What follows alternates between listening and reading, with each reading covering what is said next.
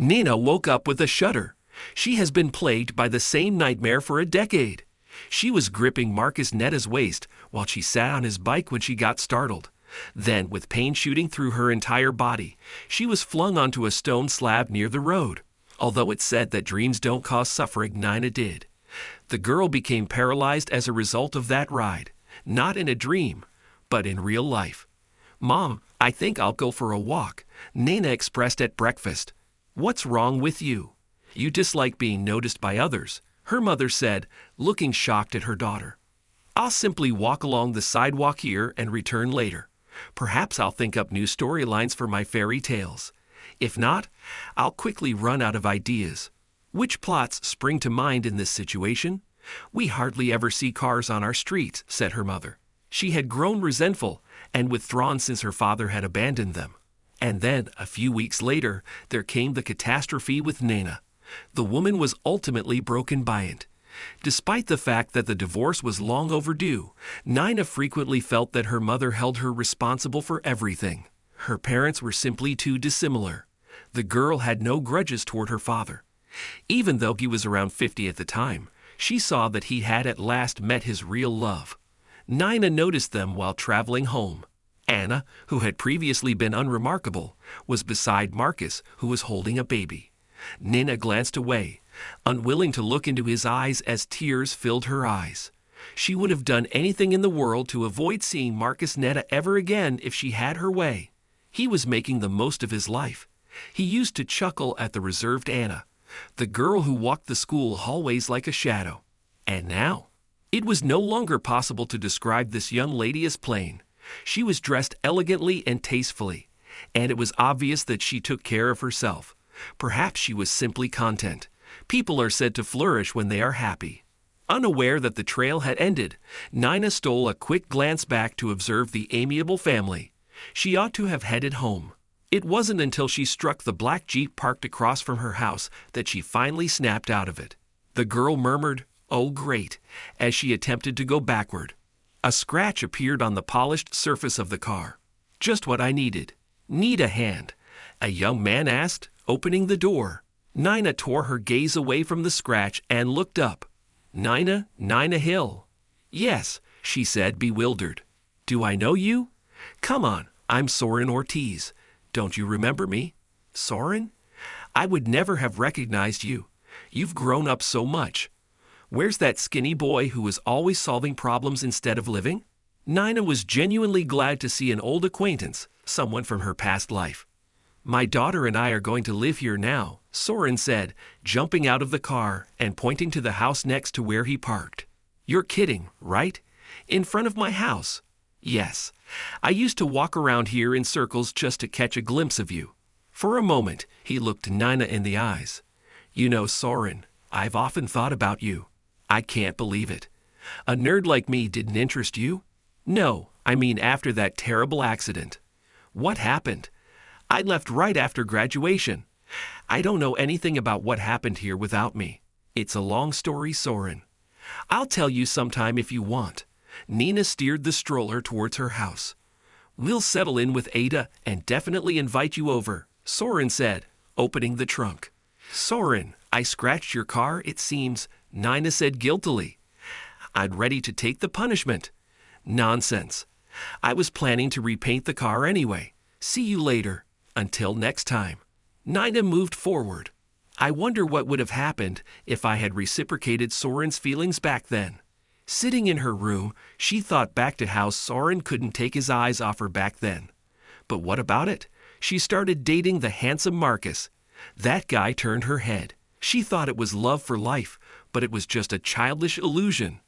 That day, Nina hurried home after classes. Her mom had asked for help around the house. Her mood was dismal. She had quarreled with her friend over some nonsense. Although, it wasn't nonsense. At least not to her. Mia really liked Soren Ortiz. The girl desperately wanted to date him, but he only had eyes for his assignments, and for Nina Hill.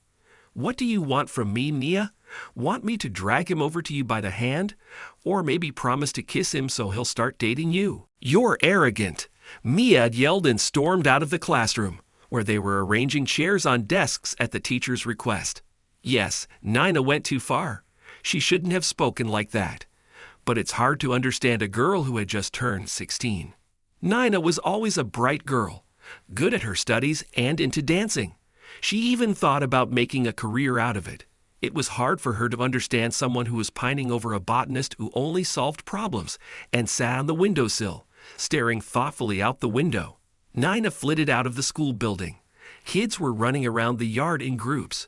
Nina, she turned around. It was Soren Ortiz. It was evident the guy was nervous. Maybe we could go to the movies? He timidly suggested. Soren, tired of your assignments already? Nina said mockingly, switching to girls now. It's just, I've wanted to tell you for a while. I really like you, Nina. Soren, here's my advice. Go to Mia, my classmate. She's been pining over you for a long time. Maybe something will work out for you guys. Nina looked him straight in the eye. Her gaze was cold. It was as if she was mocking him. And you'll pine over Marcus Netta, huh? Soren suddenly asked, quite boldly. Well, go ahead while there's still room on his moped. You'll be his next girlfriend for a couple of months. The guy abruptly turned around and walked away. Nina felt slightly uncomfortable. Not only had she argued with Mia and felt slightly guilty, but now this nerd, Soren. Nina quickly headed home. Another unpleasant surprise awaited her there. Her father told her mother that he was leaving her. For some reason, Nina couldn't be angry with her father. She understood that living with her mother was a challenge. She was always dissatisfied with something, blamed her husband and even her daughter for giving them her best years and getting only indifference in return. Rena wanted to be a model. She even started working with a fairly well-known photographer, but then found out she was pregnant. She had to marry Nina's father and become a mother and housewife. The dream of being a model had to be forgotten. Perhaps that's why the woman could never forgive herself for not choosing her career. Nina, forgive me, honey, her father said, loading things into the trunk. I love you very much, and I'm ready to support you if you need it.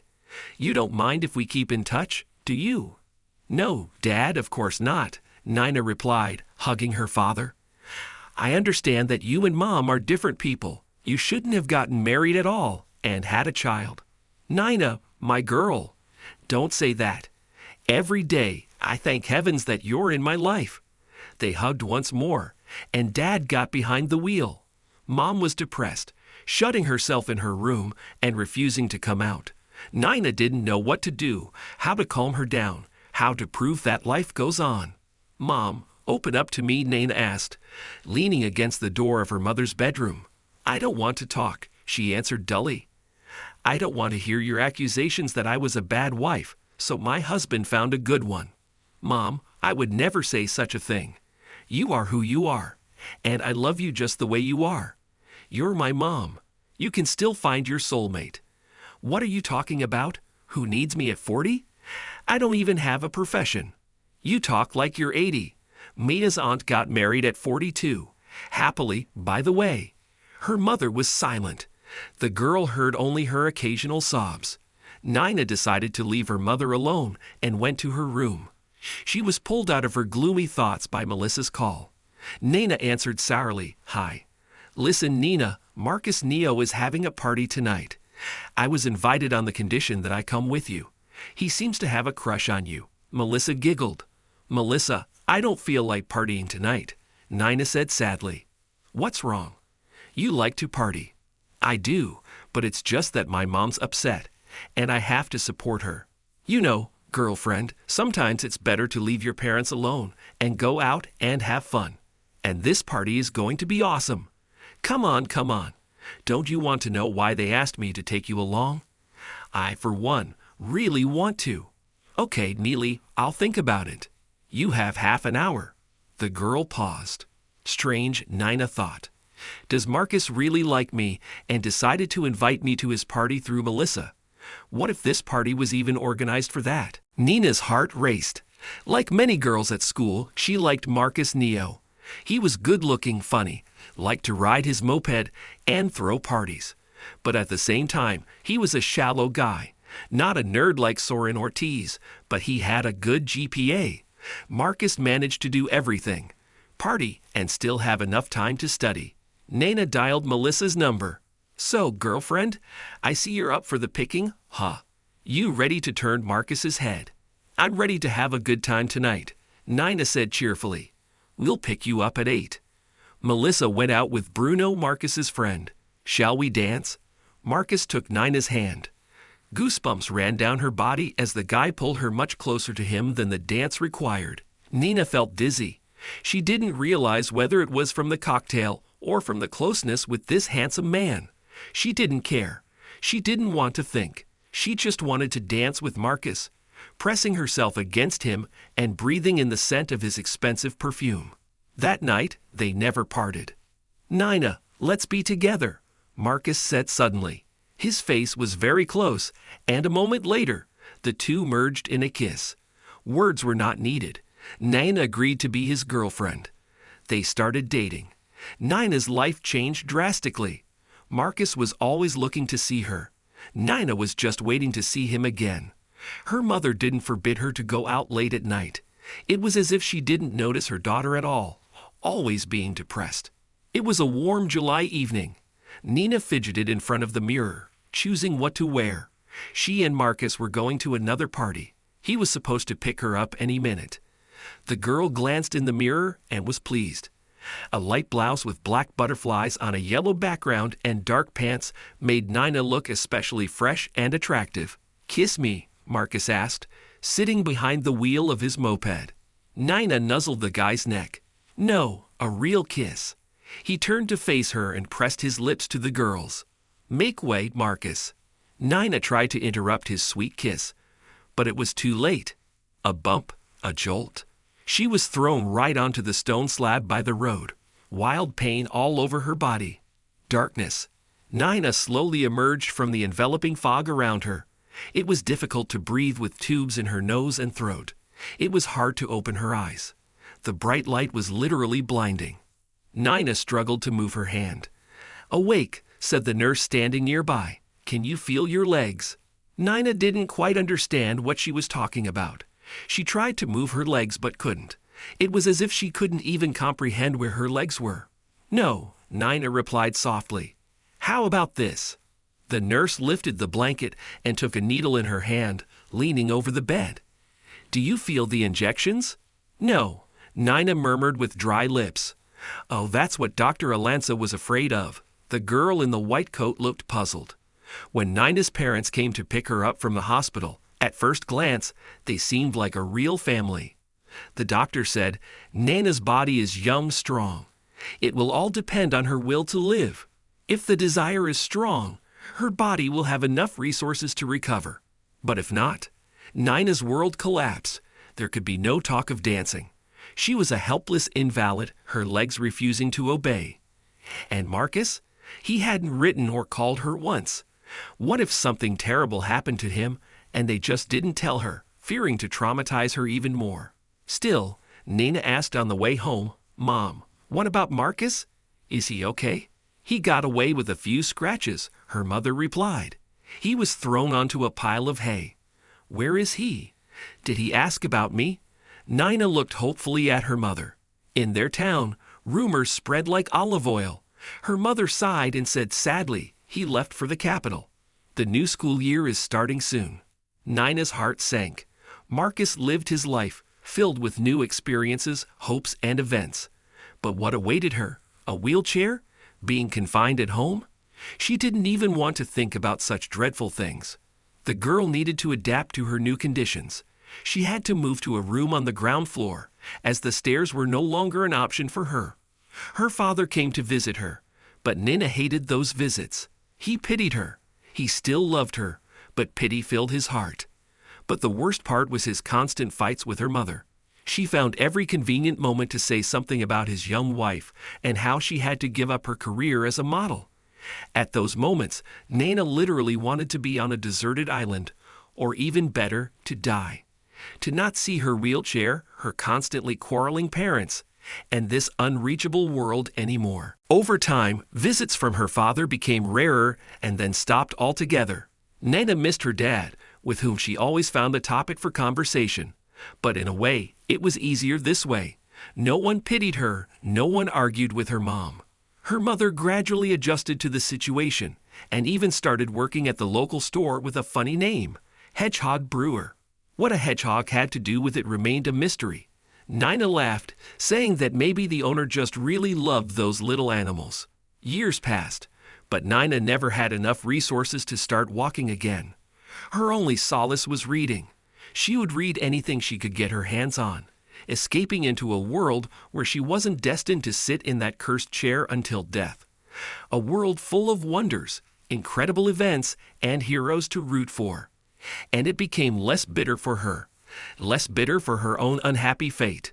At one point, Nina suddenly realized she wanted to write something too. She longed for something magical. Unlike her mundane gray life, Nina wanted to create a world where anything was possible.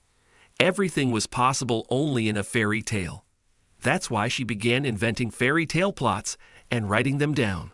At first, it was difficult for her. It came out awkward and lifeless. But over time, the characters began to come alive, and the events became vivid and lively too. One day, Nina submitted one of her most successful fairy tales to a children's online magazine. Imagine her surprise when they accepted her work and offered to collaborate. Now, Nina was writing not just for her own pleasure, but also on commission. She had a small income now. 10 years passed. Sometimes, Nina felt like fate was mocking her, taking away almost everything. Not only had she lost the ability to walk on her own 2 feet, but also this reminder of her past life.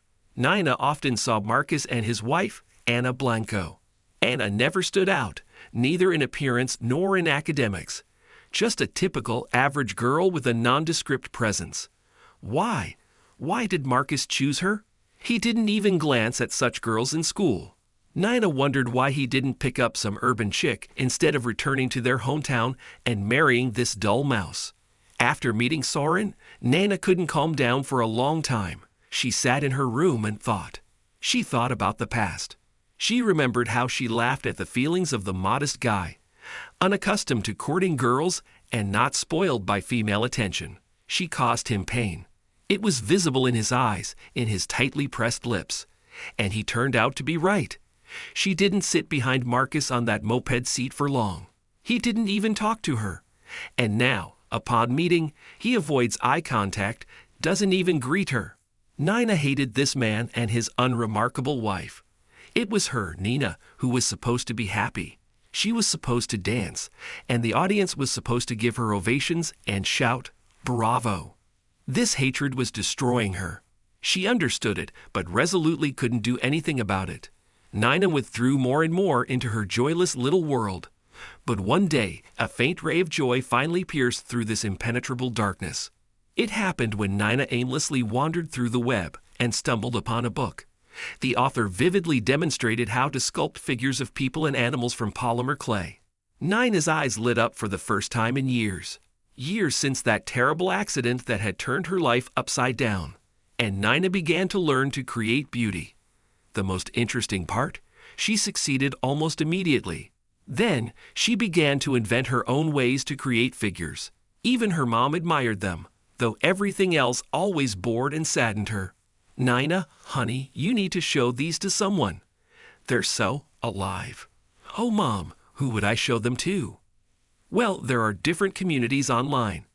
I don't need to tell you about them, darling. Maybe someday someone will see my toys." Nina smiled, wiping her hands with a napkin slightly stained with paint. Another 13th of July arrived. On that day, Nina had sat behind Marcus on his trusty bike, anticipating a fun time in the company of her favorite person. At night, Nina woke up several times from the same nightmare. Then she couldn't fall asleep until dawn. Her mother's voice woke her up. "Nina, Soren Ortiz is asking for you. Should I say you're asleep?" "Soren? Are you sure you're not mistaken?" No, he's waiting for you outside. There's a little girl with him. Mom, tell them to wait for me. I'll be there in a moment. Just need to freshen up." "All right, I'll tell them." Her mother quietly left the room. "Hi," Nina greeted carefully, descending the ramp. "Hey," Soren jumped up to help. "Do you want to take a walk with us?" "Where are you heading?" We wanted to go to the beach, but there's sand. It would be uncomfortable for you. How about the park? Does that park with the statue of the violinist still exist? Yes, my mom and I occasionally go there. It's 100 times harder to drag my mom out of the house than me. Nina laughed. This is Ada. Soren pointed to the blonde girl with a blue butterfly clip in her hair who had approached them. Hi, Nina greeted her. Hi. Is it true that you and Dad went to the same school? Yes, that's true, Nina replied.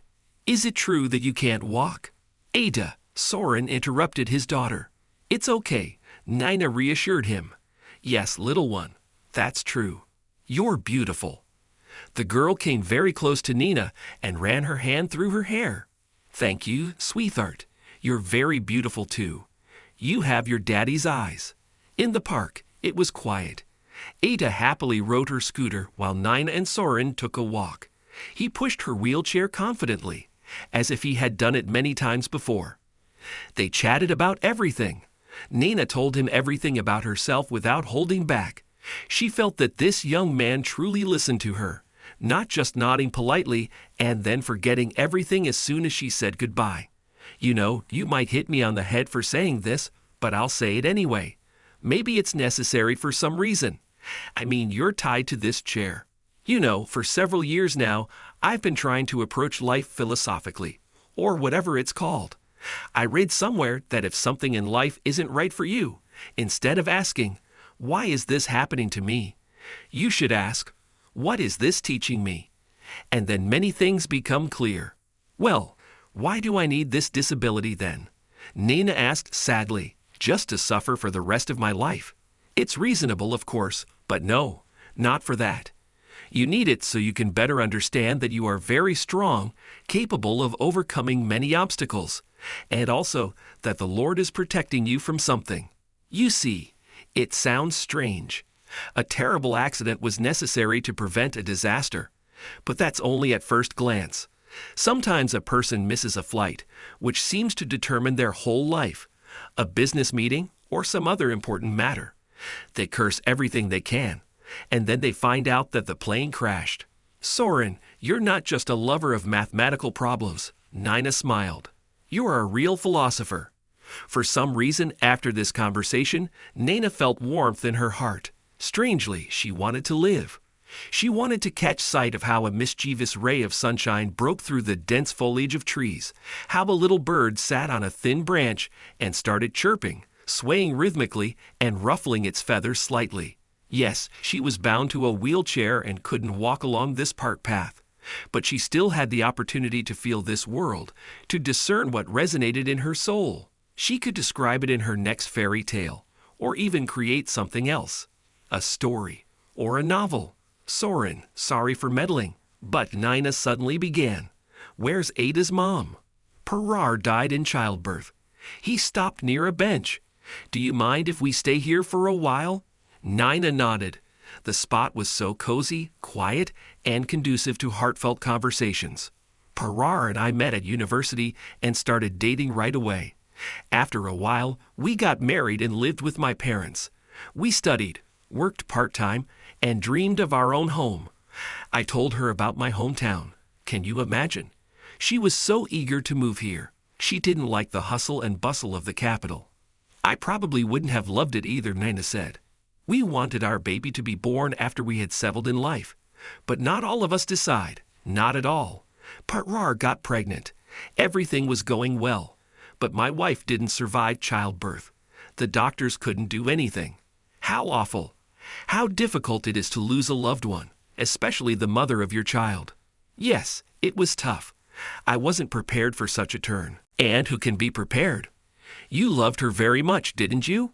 Nina asked softly, placing her hand on his. You know, I didn't love Parar right away. At first, I just wanted to forget you. Nina felt a shiver run down her spine. She felt a prick of conscience. Back when she was still just a girl, she had carelessly redirected the guy to Mia, never considering how deeply it would wound him. When he loved her, the fool truly loved her. Nina couldn't hold back the tears any longer. They just kept rolling down her cheeks, and she didn't even try to stop them. Nina, are you okay? Soren asked sympathetically, offering her a tissue.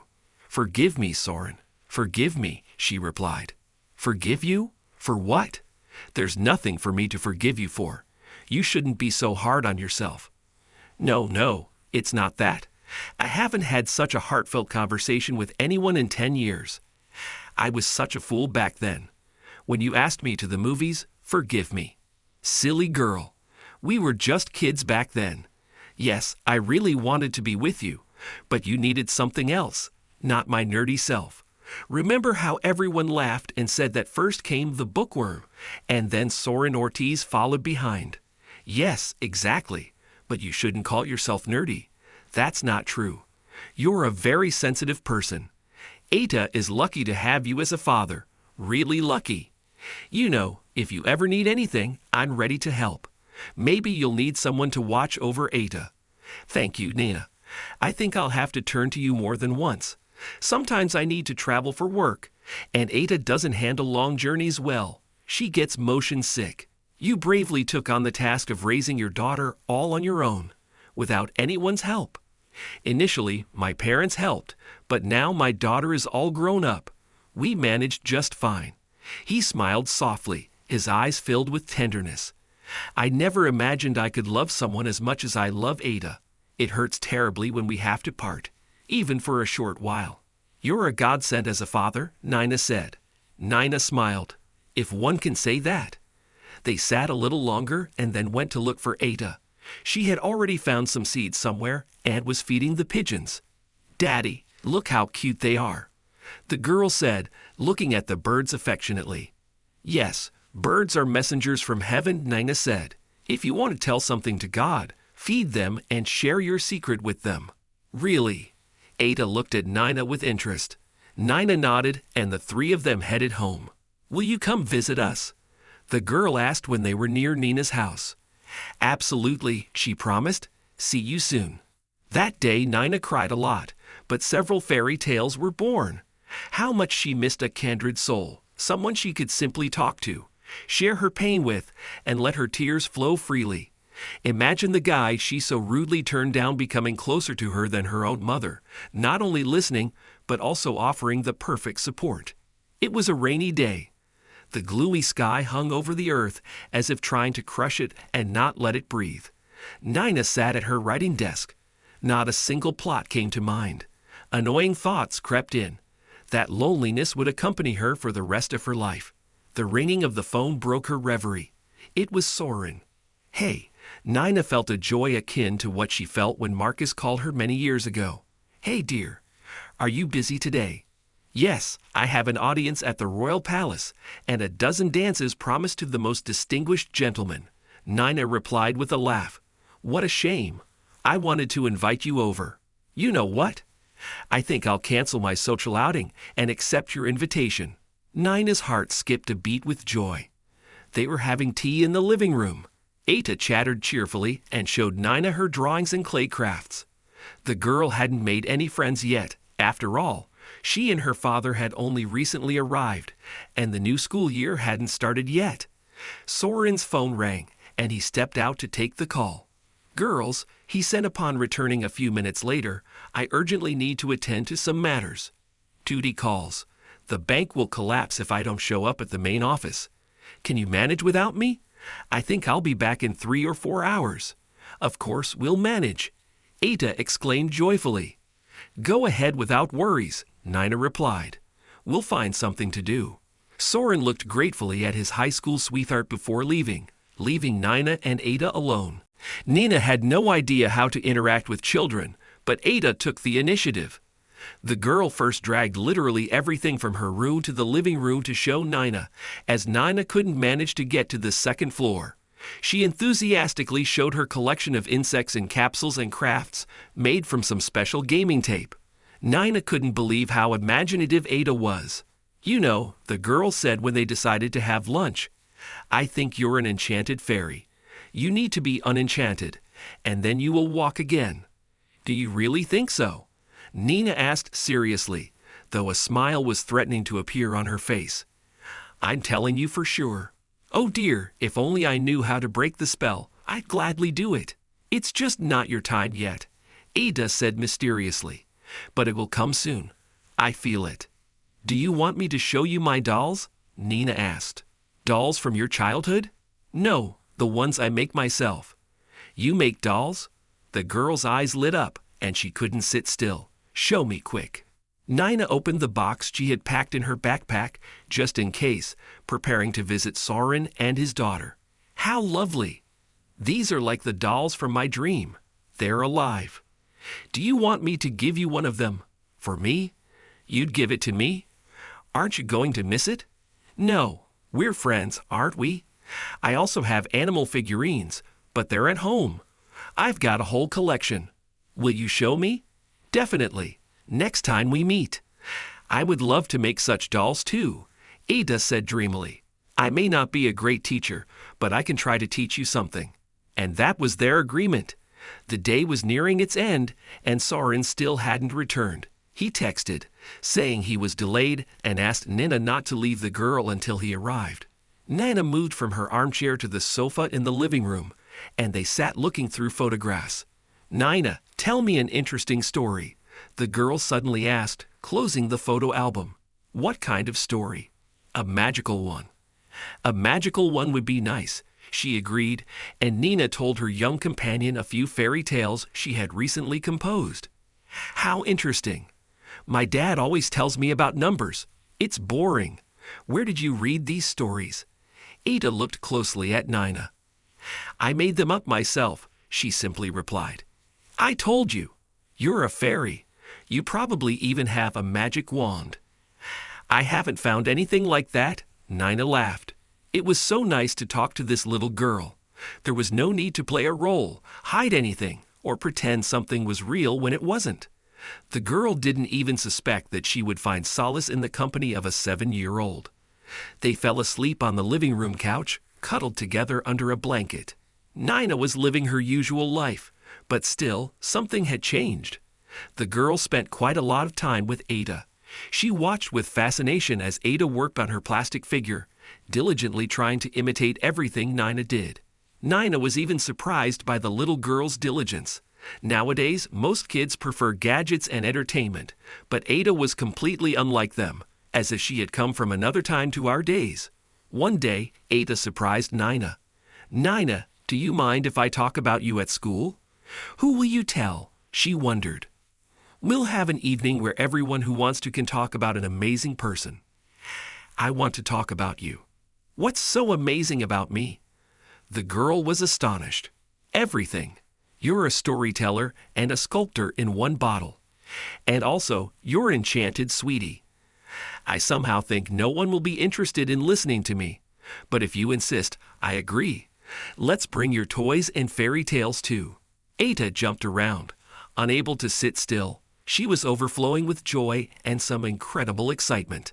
The evening of amazing people arrived. Nina was nervous. She hadn't been in her old school for 10 years. Along with fear, the girl felt curiosity. How had everything changed? Would there be familiar faces? The evening was organized somewhat unusually. It wasn't held in the auditorium as usual, but in the schoolyard, inside a tent specially set up for this event.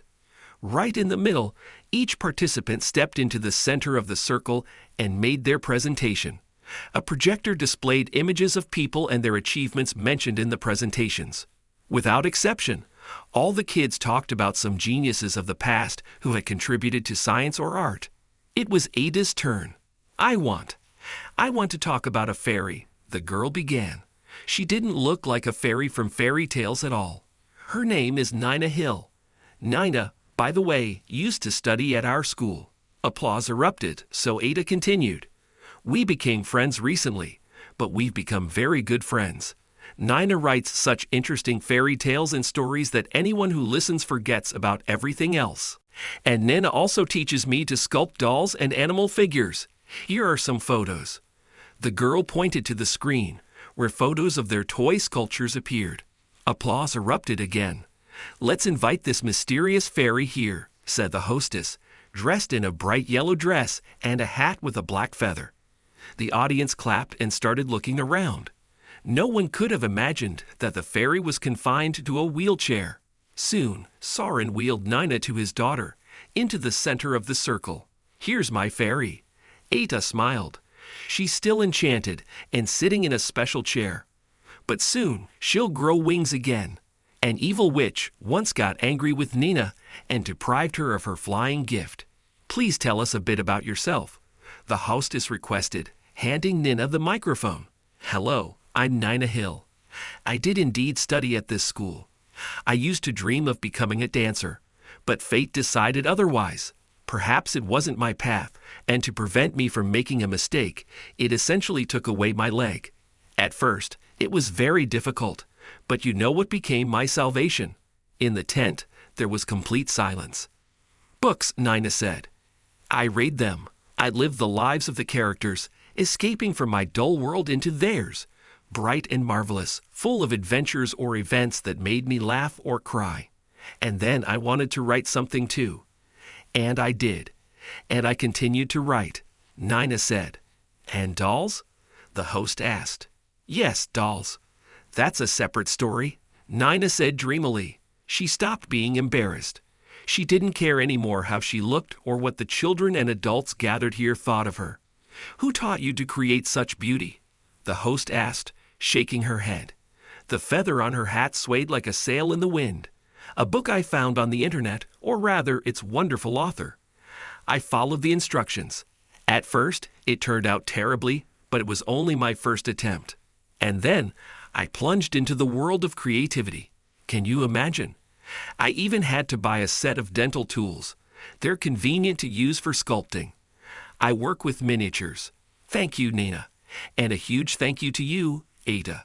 Thank you for introducing us to this amazing person living here and now. It was very interesting, the host said. The tent erupted in applause. As everyone began to disperse, a woman approached Nina. Senorita Hill, would you agree to teach the children miniature sculpting? Well, I don't even know. I'm not a teacher. I don't even have a pedagogical education. In fact, I don't have one at all. Just school, Nina replied. That doesn't matter, at least for now. And where?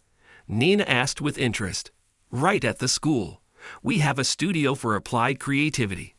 I don't think you'll have a shortage of students. Nobody in our town practices this. We'll discuss all the conditions regarding salary. I would be happy to try. Not sure if it will work, but I agree. Then please leave me your phone number. I'll contact you as soon as everything is clarified. Nina dictated her number, and they said goodbye. That night, Nina slept little. At first, she just lay there staring at the ceiling. But when that became unbearable, she moved from the bed to her chair, rolled up to the table, and turned on the lamp. She wanted to create.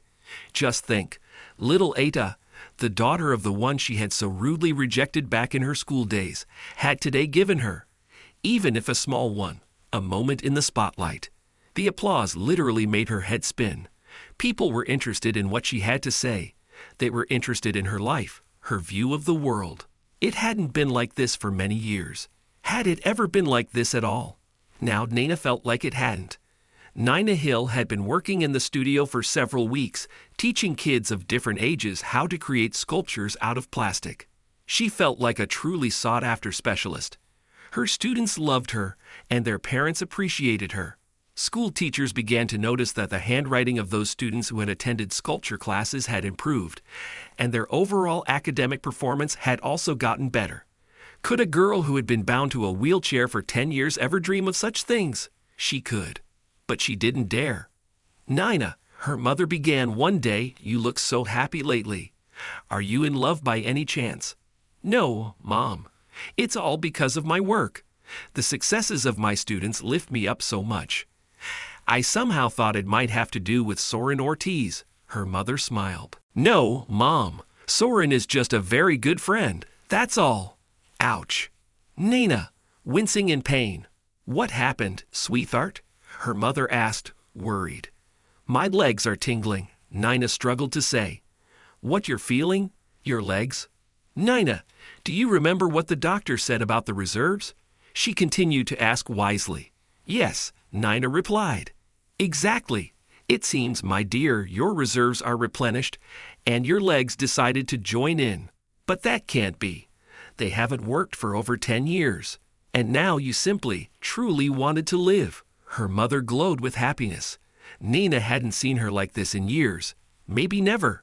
Try wiggling your toes, the doctor said calmly. How? Nina was surprised. Just try. Imagine. You just need to move your toes. It doesn't matter that you haven't walked in over 10 years. Nina focused and tried her best to comply with the doctor's request. The attempt failed. Instead, a strong pain pierced through her legs from thigh to toe. Ah! Nina cried out. It hurts so much. Unbearably much. What does this mean? It means that the muscles are gradually starting to work, as well as the blood vessels, veins, and nerves. In short, the whole system is kicking in. Now, regular massages are needed, even self-massage. And it would also be very good to swim in the sea. Seawater is a powerful remedy. I understand. I will try to follow all your recommendations. Nina left the office. In the corridor, her mother, Ada, and Soren were waiting for her. Soren volunteered to drive them home. What did the doctor say? Soren asked. He said I need to swim in the sea, Nina smiled. Really? Her mother asked. Yes, it's true. My lower limbs are starting to work. I'm such a fool. Soren slapped his forehead.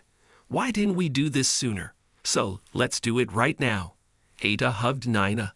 Wait, I'm not ready. Nina protested. I don't even have a swimsuit. I don't think what I wore over 10 years ago will fit me anymore. I have a swimsuit, Ada exclaimed. It's really cool. Very sporty. Darling, yours definitely won't fit me. Nina laughed. It's not mine. It's my mom's. She was just like you. Let's go to our house now, and you can try it on. A warm feeling spread throughout Nina's body. How great it was when there were people around. People who cared about you and who you were ready to love, just because they were there for you. Another wave of pain ran through her legs, but it wasn't as sharp this time. More like the feeling you get when you've been sitting in one position for too long, and pins and needles start to creep in. Let's start with ice cream, Nina suggested. Everyone agreed. We'll just celebrate the autumn holidays. Ada exclaimed joyfully and ran toward the clinic's exit. Everyone hurried after her.